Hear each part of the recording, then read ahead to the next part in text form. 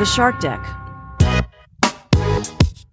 I'm Johnny Mac with your daily comedy news. Jimmy Fallon said Trump made history. The only good news for Trump in Florida, all the history books have been thrown out, so it's all right. Seth Meyers said that's right. Former President Trump was arraigned in Manhattan, and like everybody else, Trump is presumed innocent until he outright confesses on Truth Social. Colbert, at that point, of course, he was read his Miranda rights. Then he claimed Miranda wasn't even his type, asked her to sign an NDA, and got indicted again.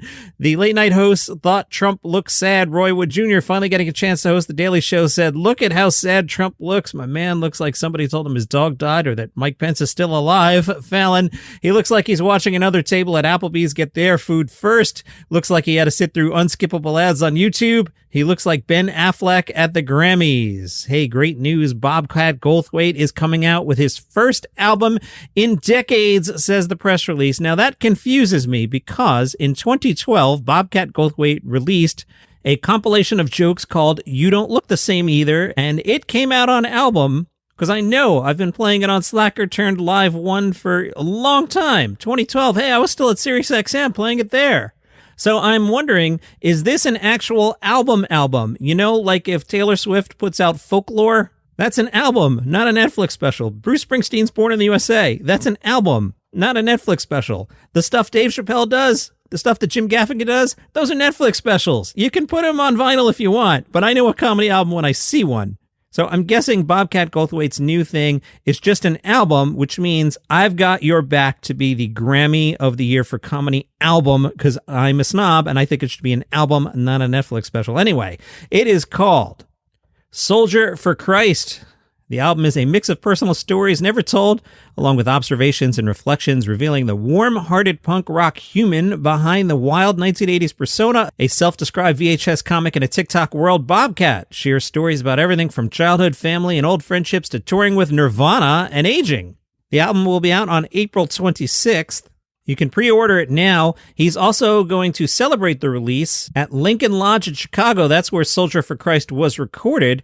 Tickets are on sale. Tickets will benefit the Trevor Project. Also appearing at that show, Eugene Merman. That's pretty neat. I like these guys. They even sent over a track listing. Are you curious? Of course you are. Track 1 is called Hello. What do you think Hello is about? What kind of jokes do you think Hello?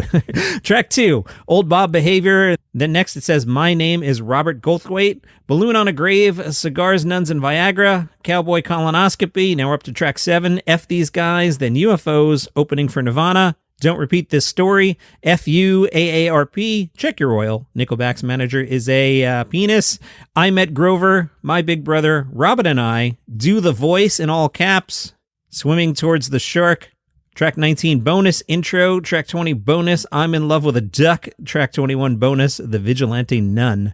They even sent over a bio. Are you curious? I'm excited about this album, in case you can't tell. Since Bobcat Goldthwait's first appearance on the David Letterman Show at the age of 20.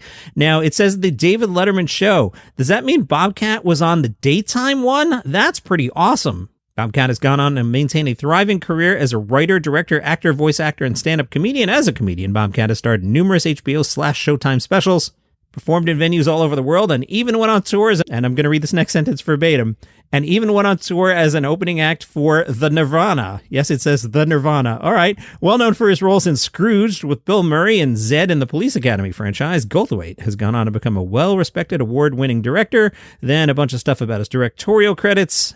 After fleeing Los Angeles, he now lives somewhere in the woods in Illinois with his girlfriend Nora and their 5 cats, Anderson Cooper, love it, Alice Cooper, love it, Tina Sparkle, Bruce Wayne, and Robert Smith. Jon Stewart was on The Daily Show. Is he coming back to host? No. He was dressed in full Obi-Wan Kenobi outfit, and he appeared to help guest host Roy Wood Jr. go viral. Vulture observes, feels sort of kingmakery. No? John explained that he used to host The Daily Show. Roy Wood said, wait, The Daily Show had a white host?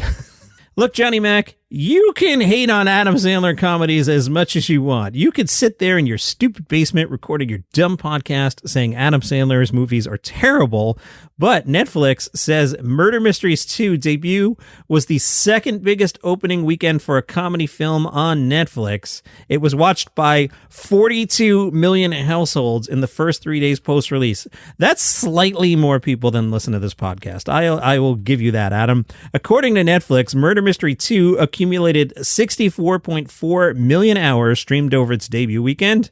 a figure that catapulted it into the top 10 of the streamer's movie section in 91 countries. So there you are, you're in Luxembourg, and you log into Netflix and you watch Murder Mystery 2. It was also the most watched English language Netflix movie on the service for the week running March 27th to April 2nd. Now let's parse that sentence. The most watched English language Netflix movie. So something in another language beat Murder Mystery 2. There still is hope internationally for us all.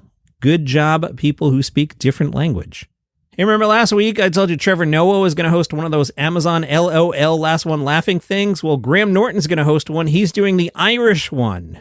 10 comedians locked in a flat together and have to try to make each other laugh. Anyone who laughs, you're expelled.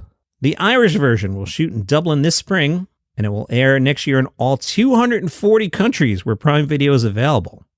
So say you're in Luxembourg and you're like, I didn't really like Murder Mystery 2. What else is on? You'll be able to watch this. Graham Norton said, and don't think I didn't almost say Jim Norton. I almost did. Graham Norton said, I'm thrilled to be working on home ground for the first time in many, many years. I'm so proud of our comedy culture, and it's wonderful to have a platform to showcase Irish talent to a global audience. I can't wait to see what our comedy masterminds do to get the laughter going. This press release did not mention any sort of prize. I don't know if the Graham Norton show is giving $55,000 to Irish comedians or what they're doing. Who knows?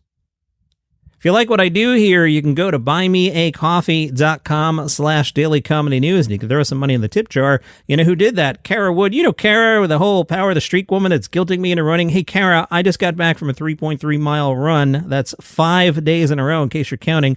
But you're not counting because that's what we do on Mondays. We're not doing that today. Today, we're talking about how Kara Wood bought me 3 large iced coffees, but she added to be misappropriated on beer only. That's because she listened to yesterday's podcast and knew my plan for Wednesday night was, of course, to go to trivia night at the brewery, and 3 large iced coffees, that's $15. That's 2 beers at the brewery. Perfect, because as anyone who knows me, I am on my soapbox about 2 beers, not 8.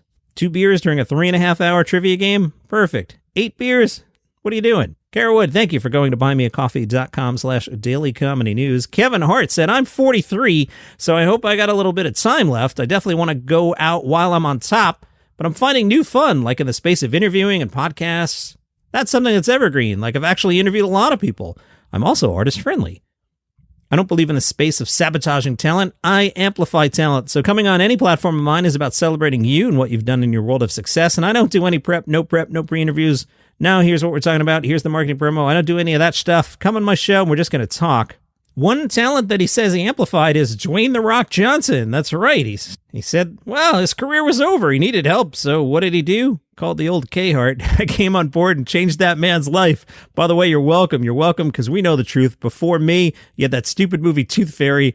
We all know what was happening after then. Then boom, Central Intelligence shoots to the moon. There's a comedy festival in Montreal, but no, it is not the Just for Laughs. I mean, that still exists, of course. Hoping to go. Got to check my calendar. Hoping to get up there. Are you going to join me? We can hang out. We can have a beverage. Starting tonight through the 9th, Montreal's inaugural Giggle Fest will host over 30 shows and feature more than 80 local and international performers at the Montreal Arts Center and Museum. Now, why are they doing this? Giggle Fest says it seeks to spotlight and elevate local English comedy producers and artists with a business model that allows producers and comedians to see real profits for their art. Local comedian Michelle Forrester said, what's crazy is that we're a city known for the behemoth that is JFL, and yet when people come up here, they have a hard time accessing English stand-up comedy. There are so many amazing independent shows that uplift overlooked talent. Giggle Fest gives people centralized access to all those shows and artists in 4 days. Pretty cool. GiggleFestMTL.com if you want to check that out. Steph Curry. Yes, that's Steph Curry. He is coming to television. He's going to co-star with actor Adam Pally. It's called Mr. Throwback, a mockumentary comedy on NBC. Mr. Throwback will focus on a down-on-his-luck memorabilia dealer looking for redemption. He reunites with Steph Curry, who is his 6th grade teammate. Here's today's horrible story from USA Today. Bobby Lee under fire for resurfaced videos of the comedian telling a story 3 years ago. In that story, he talks about an encounter with a prostitute in Tijuana. It's a clip from Theo Von's This Past Weekend from January 2020. Bobby Lee tells Theo Von that he frequented a brothel in Tijuana with coworkers while working in the food service industry. Per this report, Bobby Lee said, this is going to be a hard story to tell. I don't know if I can get around it. Honestly, if you think this is going to ruin me, will you cut it out? I was walking down Hooker Alley, and there was a girl. There was a girl that seemed scared. That was the one I wanted. Bobby Lee then clarifies the woman's age, having earlier referred to her as a girl, and said, this is not a kid. This is an adult, fully grown woman. He then tells the story and says, while having sex with the woman that this is horrible, crying, snot bubbles, the whole thing. He goes on to describe speeding up the process to get over with it.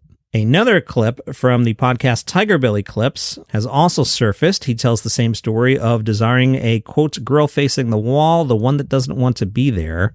USA Today writes it's unclear if the story is factual or a comedic bit. USA Today reached out to Lee's reps for comment. At the time of this recording, 11:25 a.m., Wednesday, April 5th. I'm not aware of any comments from Bobby Lee. Let's take a look at the Melbourne International Comedy Festival, a review of Lara Ricote's GRL/LATNX/DEF. That show's playing until April 23rd, so Girl, Latinx, Deaf. The Age said, once she started getting noticed in Britain's comedy scene, interviewers would ask for certain things. They'd ask if I could talk about my hearing aids, and I realized that being a minority is very in. This is horrible, but I'm a good combination of the things. I'm disabled, but I'm not too disabled. I'm Latin American, but I speak English. So I'm in this terrible but perfect place between all these minorities where people could say, I went and listened to this deaf girl, but I couldn't understand her. In Girl, Latinx, Deaf, she uses storytelling to explore intersectional identity and what it's like to pass as a hearing person and as white. It's also about how cynical we are in terms of what's allowed and what isn't, what's in and how it feels to be brought in, but also in some instances taken out when people find out. With both her disability and heritage not immediately obvious to others, she says she often feels like she's being sneaky. I feel like an undercover person of color. She used deaf in the title of the show because hard of hearing is not as snappy, but I'm hyper aware that I shouldn't be saying deaf. I don't belong to the deaf community. I will eventually, but not yet. Let's open up the schedule for today and see who's playing. Let's see how long the website takes to load today. Boy, I did do an edit there. That took over a minute. All right. I'm kind of into talking about the things where I can play a clip. That's a little more fun.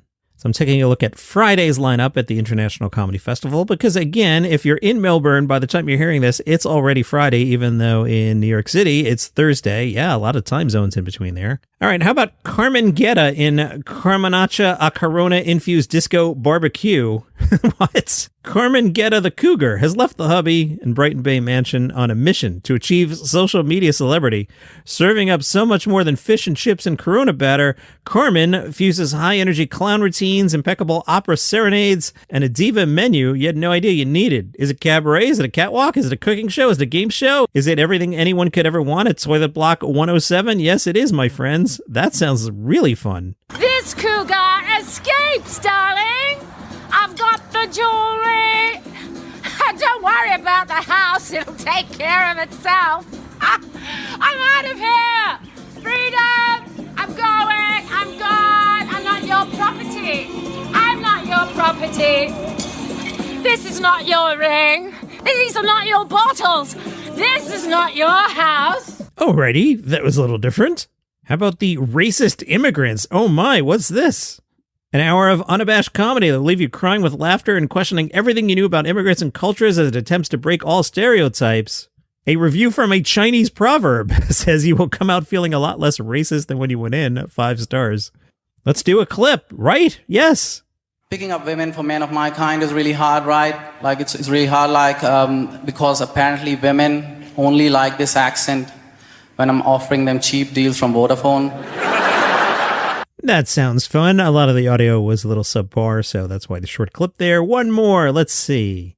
Claire Hooper, Sweet Charity. Australia's sweetheart takes a break from emotionally scarring her children with graphic descriptions of the Heimlich maneuver to tell you all about the kind and worthy things she's done lately in the hope they'll outweigh all the times that she's wished people dead. Let's listen. Are we hugging?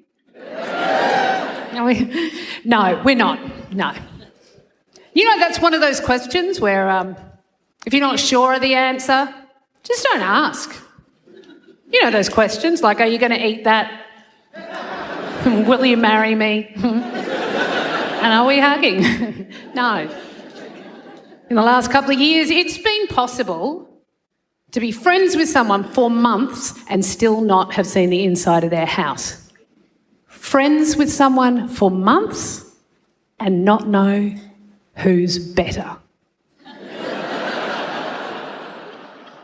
All right, I mean, bit of a slow start there for the clip that you chose to spotlight. No. From Onward State, internet sensation Trevor Wallace, seeing a little buzz on Trevor Wallace this week, performed a self-deprecating and largely improvised comedy set as part of a free comedy show hosted by Penn State's Student Programming Association. Wallace began his set by waltzing on stage wearing a miniature foam finger on his hand, which he quickly removed and revealed his outstretched middle finger. He said, always great to come back to schools you didn't get into. I had a 2.6 GPA, so their loss. After a Jerry Sandusky joke didn't land, he wondered if he was still going to get paid. Wallace then talked about his impressions of Penn State's campus, saying there are cars all over the place and students just don't seem to care. They're walking around like I have priority here. I played lacrosse for 1 season, so F off. He joked about his childhood and said, one time my dad actually pulled the door of my bedroom off. That son of a bee turned my room into a Jeep Wrangler. And from the Department of Please Don't, you know what's on today on Paramount Plus? Grease, Rise of the Pink Ladies. Yeah, boy, have you seen the trailers for this thing? Set in 1954, 4 years before the 1978 film, Grease with John Travolta and Olivia Newton-John. Hope you've heard of that one. Pink Ladies explores how a group of 4 Rydell outcasts forged a friendship, then became the title girl gang, forebears to Rizzo, Frenchie, and the other beloved Pink Ladies from the movie. I can't wait to see the reactions to this thing. I think it's going to be Velma level.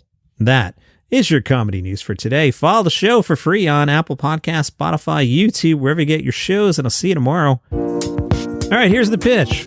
5 stories, they're all good news. It's called 5 Good News Stories. No negative news, just good news.